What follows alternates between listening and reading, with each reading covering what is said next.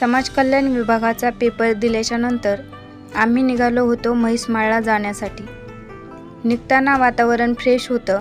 अवतीभोवतीच्या वृक्षवेलींना, डोंगराच्या कड्याकपारींना आणि रस्त्यावरील वाहनांना निहाळत आम्ही आमचं मार्गक्रमण करत होतो। सगळा निसर्ग हिरव्यागार शालूने नटलेला होता।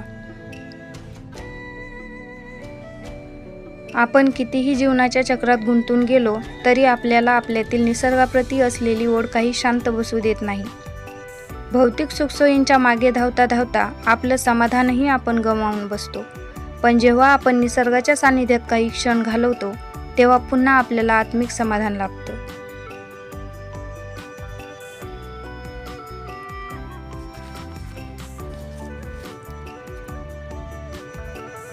पुढे गेल्यावर रस्त्याने दिसलं हे छोटंसं तळं आणि आम्ही कुठेही फिरायला गेलो व माझ्या मोठ्या मुलाला विचारले की बाळा हे तळे कोणाचे आहे, तर माझं हे त्याचं बालपणापासूनचं उत्तर। पुढे डोंगरावर खूप दाट झाडी होती।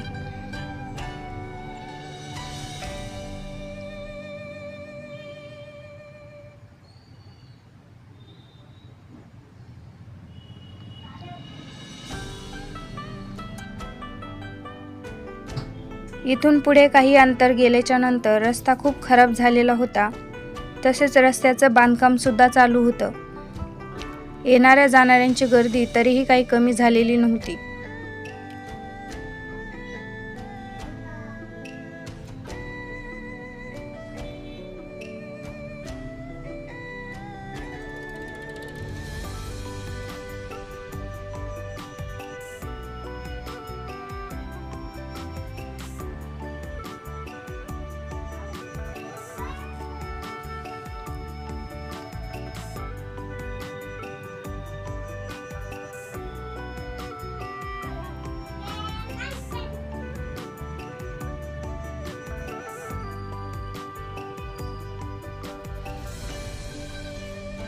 हा होता गावरान गायींचा कळप।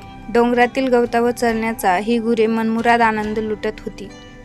डोंगरातील गवताचा गोड गोड वास येतो, हे तुम्ही कोणी अनुभवलंय का? अनुभवलं असेल तर मला कमेंटमध्ये नक्की सांगा। आम्ही म्हैसमाळच्या पठारावर गेलो होतो, पण 1 ते 1.5 किलोमीटर लांब असतानाच खूप जोराचा पाऊस येताना दिसला। मग आम्ही मागे फिरलो, कारण आमच्यासोबत लहान लहान लेकरं होती। येताना दिसला हा गीर गायींचा कळप, खूप मोठा होता तो।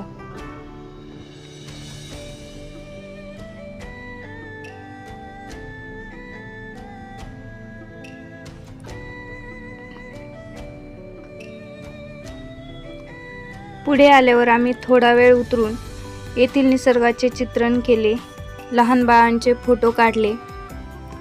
येथील परिसरात फार मोठ्या संख्येने शेततळी होती। डोंगरावरील पावसाचे पाणी या तळ्यामध्ये साठवलेले होते, जेणेकरून पुढे चालून पिकांसाठी या पाण्याचा वापर केला जाईल।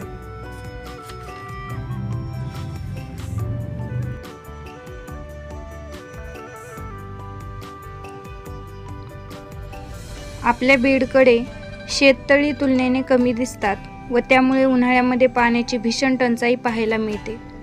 इकडची पिके सुद्धा छान होती।